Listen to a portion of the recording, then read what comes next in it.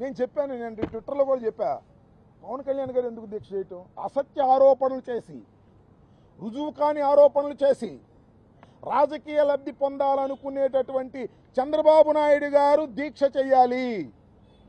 ఆయన దాన్ని ఏమంటారు, ప్రక్షాళన చేసుకోవాలి. అయ్యా పొరపాటు అయిపోయింది, నేను అసత్య ఆరోపణ చేశాను, మిమ్మల్ని అడ్డం పెట్టుకొని చేశాను, కాబట్టి నేను క్షమించమని ఆయన చేయాలి. ఈయన ఎందుకు చేస్తున్నా నాకు అర్థం కాల.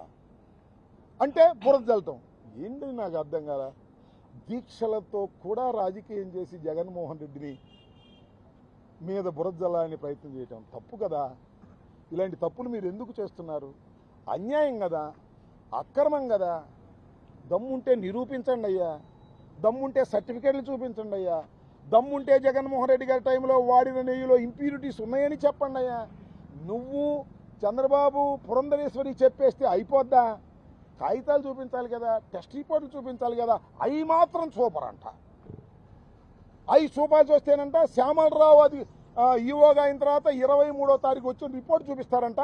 వాళ్ళ ప్రభుత్వంలో ఉన్నప్పుడు, వారు అధికారంలో ఉన్నప్పుడు, చంద్రబాబు ముఖ్యమంత్రిగా ప్రమాణ స్వీకారం చేసినప్పుడు, చంద్రబాబు నాయుడు గారు అపాయింట్ చేసినటువంటి శ్యామలరావు గారు ఉన్నప్పుడు, అప్పుడు వచ్చిన రిపోర్ట్ చూపించి జగన్మోహన్ రెడ్డి గారి మీద నడతారంట. ఏమిటిది నాకు అర్థం కాల. జగన్మోహన్ రెడ్డి గారి టైంలో ఏమైనా రిపోర్ట్స్ ఉన్నాయి చెప్పండి. అన్ని టెస్టులు చేశారు కదా మీలాగానప్పుడు. ఈవోలు కూడా ఆ సిస్టంలో దుర్మార్గం చేస్తున్నారు, అన్యాయం చేస్తున్నారు, అక్రమం చేస్తున్నారు.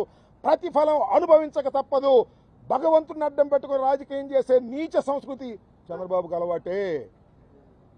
సొంత మామనే తెలుగుదేశం పార్టీ స్థాపించినటువంటి వ్యక్తినే కసక్కన పొడిసి అధికారం కోసం కసక్కన పొడిసినటువంటి మహానుభావుడు దేవుడినైనా అడ్డం పెట్టుకుంటాడు, ఎన్టీ రామారావునైనా పొడుస్తాడు, దెయ్యాన్నైనా పొడుస్తాడు. పదవి కోసం, పవర్ కోసం, శత్రువుల మీద, రాజకీయ శత్రువుల మీద కక్ష తీర్చుకోవడం కోసం ఏ పనైనా చేసే స్వభావం కలిగిన వ్యక్తి నారా చంద్రబాబు నాయుడు. ఇది గమనించాలని కూడా ఈ సందర్భంగా నేను చెప్పదలుచుకున్నాను.